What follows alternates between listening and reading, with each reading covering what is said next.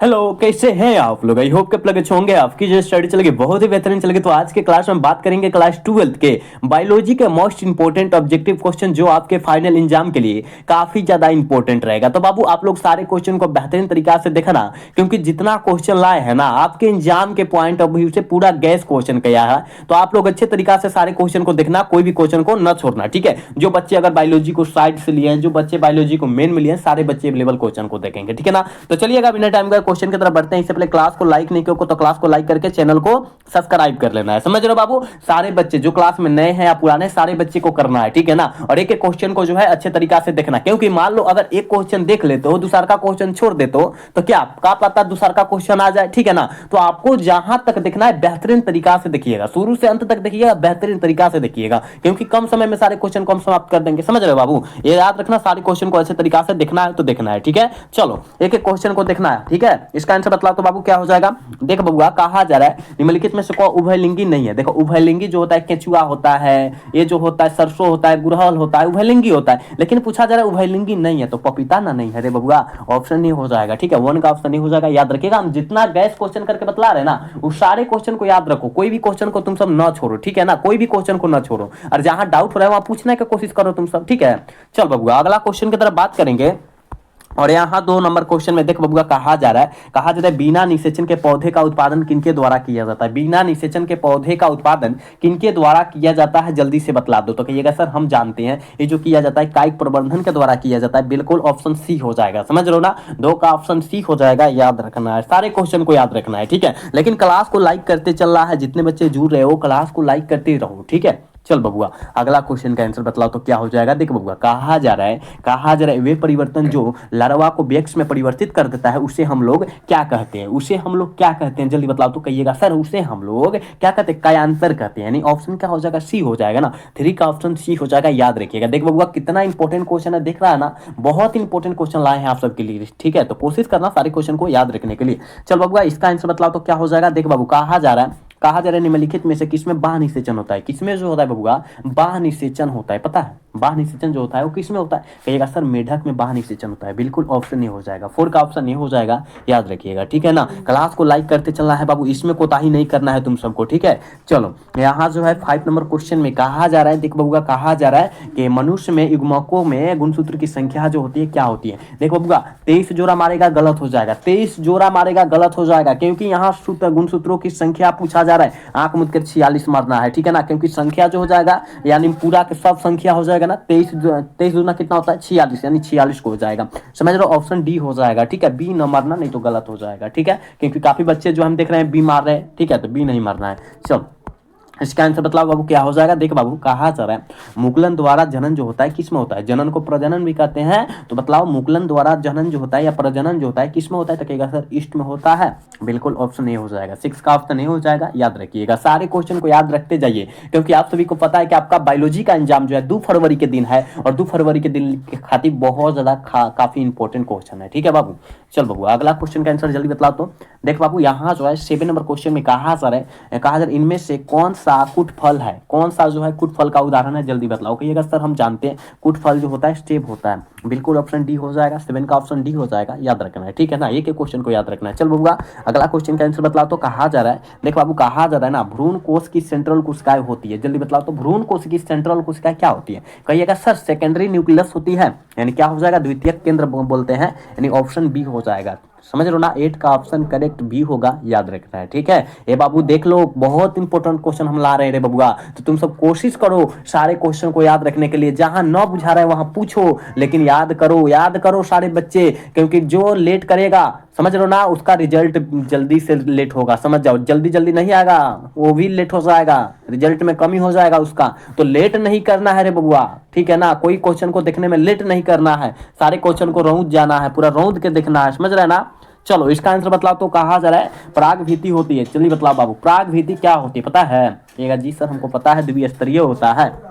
Option B हो जाएगा। ठीक है, 9 का ऑप्शन बी हो जाएगा, याद रखिएगा। नेक्स्ट क्वेश्चन बाबू, यहाँ जो है 10 नंबर क्वेश्चन में कहा जा रहा है कि किसने सिद्ध किया कि कोशिका टोपीपोटेंट होती है। देख तो कितना इंपॉर्टेंट क्वेश्चन है बाबू, कि किसने सिद्ध किया कि कोशिका क्या होता है, टोपीपोटेंट होता है। तो आप कहिएगा सर ये जो है ना स्टीवार्ड, क्या स्टीवार्ड साहब ने किया था, यानी ऑप्शन डी हो जाएगा। समझ लो, 10 का ऑप्शन डी हो जाएगा, याद रखिएगा। याद रखना है तो याद रखना है, कोई भी क्वेश्चन को नहीं छोड़ना है तो नहीं छोड़ना है, समझ लो ना। जितना पढ़ेंगे बेहतरीन तरीका से पढ़ेंगे बाबू। इसका आंसर बतलाओ तो कहा जा रहा है गेहूं में परागन किनके द्वारा होता है, पता है? गेहूं में जो परागन होता है रे बबुआ, वो किनके द्वारा होता है पता है? कहेगा सर गेहूं में जो परागन होगा वो याद रखना क्या वायु के द्वारा होगा, यानी ऑप्शन ए हो जाएगा। ठीक है ना, ऑप्शन ए हो जाएगा, याद रखना है। ठीक है, याद रखना कमल में जो होता है कीट परागन होता है। ठीक है, चलो इसका आंसर बतलाओ तो बाबू, इसका आंसर बतलाओ क्या हो जाएगा। कहा जा रहा है कि एक प्रारूपी आवृत बीजीय भ्रूण कोष प्रायः हो, एक यह जो होता है एक क्या होता है, प्रारूपी आवृत बीजीय भ्रूण कोष जो होता है क्या होता है, 1 कोशिकीय, 2 कोशिकीय, 5 कोशिकीय, 7 कोशिकीय, क्या होता है? हमने यह क्वेश्चन तुम सबको बतलाया है रे बबुआ। ये जो होता है याद रखना 7 कोशिकीय होता है, ऑप्शन डी हो जाएगा। समझ लो ना, याद रखना ऑप्शन करेक्ट डी हो जाएगा 12 का। ठीक है, चलो नेक्स्ट क्वेश्चन का आंसर जल्दी से करो बाबू। यहाँ जो है कहा जा रहा है निम्नलिखित में से कौन भारी मात्रा में प्रोजेस्टेरॉन स्रावित करता है। प्रोजेस्टेरॉन हार्मोन को कौन भारी मात्रा में स्रावित करता है? कहिएगा सर पीट पिंड, जिसे हम लोग कॉपर्स ल्यूटियम कहते हैं। देख तो बाबू इंग्लिशों में लिखल है, ठीक है ना। ऑप्शन क्या हो जाएगा, सी हो जाएगा, क्योंकि पीट पिंड को सीधा लिख देगा हिंदी में करके कॉपर्स ल्यूटियम। तो घबराना नहीं है, थोड़ा सा भी घबराना नहीं है, समझ रहे हो ना। चलो नेक्स्ट क्वेश्चन का आंसर जल्दी बतलाओ। इसका आंसर बतलाओ तो बबुआ क्या हो जाएगा रे। कहा जा रहा है कोशिकीय अवस्था में भ्रूण क्या कहलाता है, जल्दी बतलाओ तो। कोशिकीय अवस्था में भ्रूण क्या कहलाता है? तो कहिएगा सर हम जानते हैं, आप कितना बात बतलाए हैं कि मरुल्ला कहलाता है।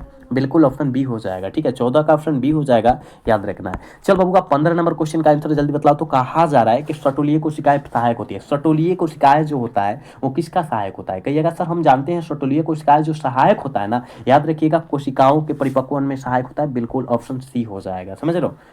15 का ऑप्शन क्या हो जाएगा, सी हो जाएगा, याद रखना है। एक एक क्वेश्चन को तुम सबको याद रखना है। ठीक है, चलो इसका आंसर बतलाओ क्या हो जाएगा। जिब्रेलिन क्या है, जल्दी बतलाओ तो बाबू। जिब्रेलिन एक प्रकार का क्या है बबुआ, हार्मोन है। ठीक है, ऑप्शन क्या होगा, ए हो जाएगा। 16 का ऑप्शन ए हो जाएगा, याद रखिएगा। ठीक है, चल बबुआ नेक्स्ट क्वेश्चन का आंसर जल्दी से कर तो क्या हो जाएगा। कहा जा रहा है, देखो कहा जा रहा है ना, स्त्रियों में रजोनिवृत्ति की उम्र होती है। स्त्रियों में रजोनिवृत्ति की उम्र जो होती है कितनी वर्ष की होती है, पता है?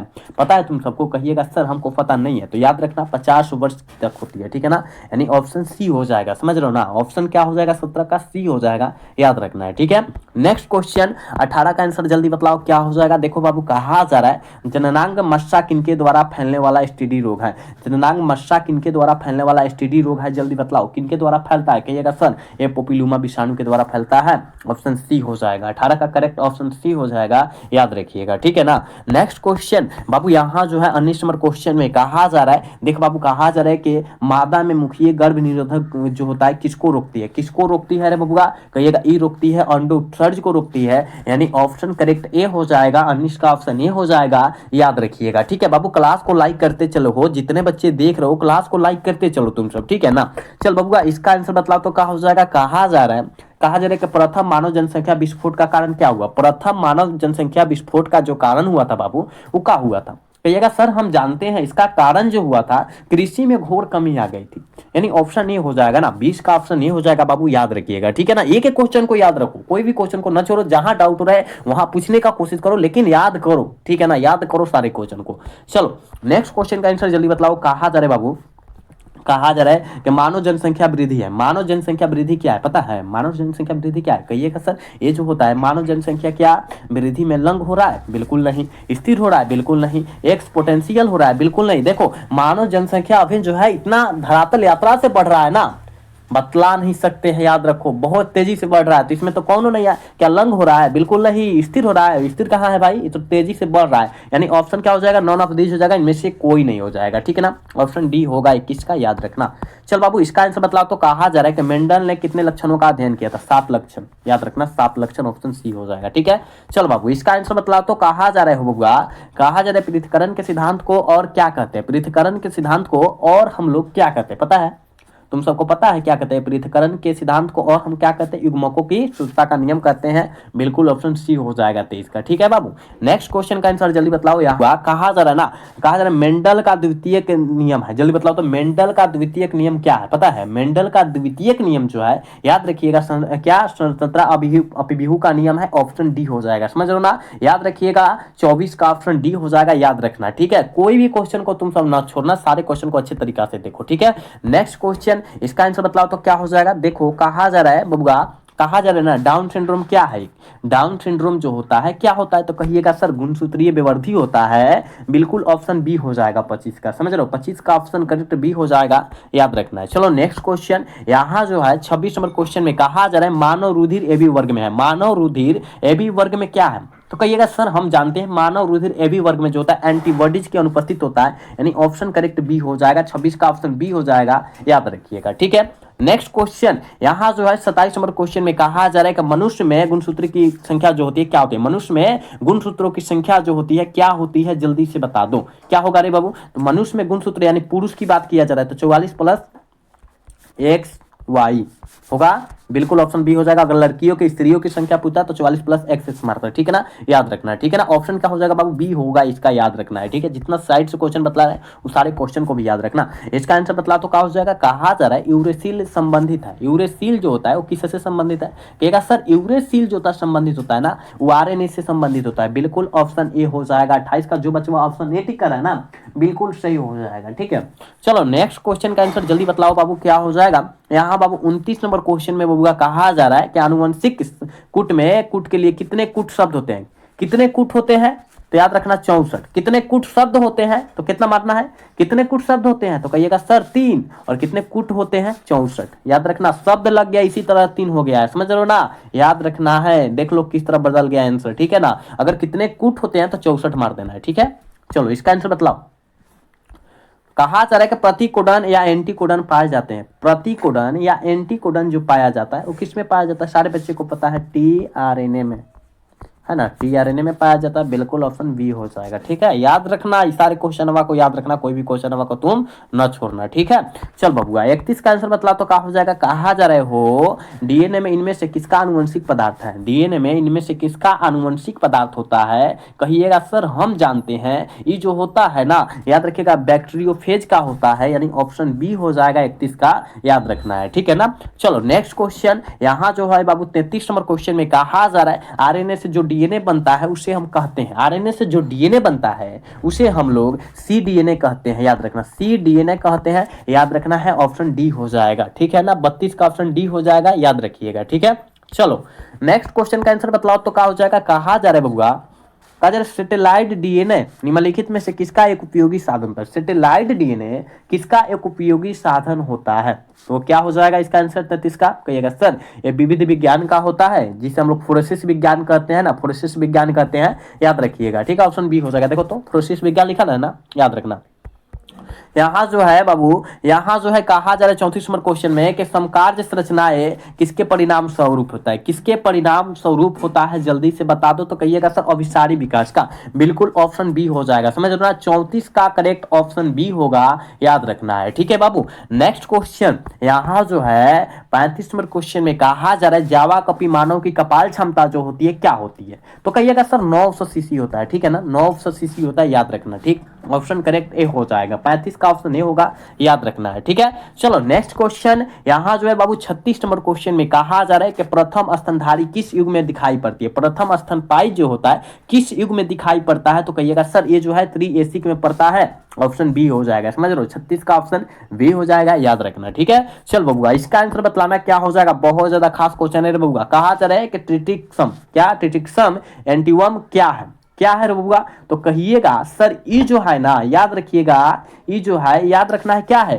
हेक्सापोलाइड है, ऑप्शन क्या हो जाएगा, सी हो जाएगा, 37 का ऑप्शन सी होगा, याद रखिएगा, करेक्ट सी होगा रे बाबू। ठीक है, चलो इसका आंसर बतलाना क्या हो जाएगा, इसका आंसर बतलाओ। कहा जा रहा है हो इनमें से कौन सा रक्त समूह सार्वभौमिक दाता है, मतलब सब किसी को अपना रक्त दे सकता है, तो ग्रुप ओ है बबुआ, का है ग्रुप ओ है, याद रखना। ओ कहा दिया है, देखो ऑप्शन डी में ही दिया है, ऑप्शन डी हो जाएगा, समझ लो, सब किसी को दे सकता है लेकिन सब किसी से नहीं ले सकता है ब्लड, ठीक है ना, याद रखना। चलो बाबू इसका आंसर बतलाओ तो 39 का आंसर क्या हो जाए कि कई लक्षणों को प्रभावित करने वाला जीन कहलाता है। कई लक्षणों को प्रभावित करने वाला जीन जो कहलाता है वो क्या कहलाता है, पता है? पता है क्या कहलाता है? कहिएगा सर हम जानते हैं कि कई लक्षणों को प्रभावित करने वाला जीन जो कहलाता है क्या कहलाता है? पॉलीस्ट्रोपिक कहलाता है। बिल्कुल ऑप्शन बी हो जाएगा 39 का, ठीक है ना। नेक्स्ट क्वेश्चन बाबू, यहाँ 40 नंबर क्वेश्चन में कहा जा रहा है कि सैटेलाइट डीएनए का एक उपयोगी साधन है। सैटेलाइट डीएनए का एक उपयोगी साधन क्या है रे बबुआ? तो फोरेंसिक विज्ञान है ना।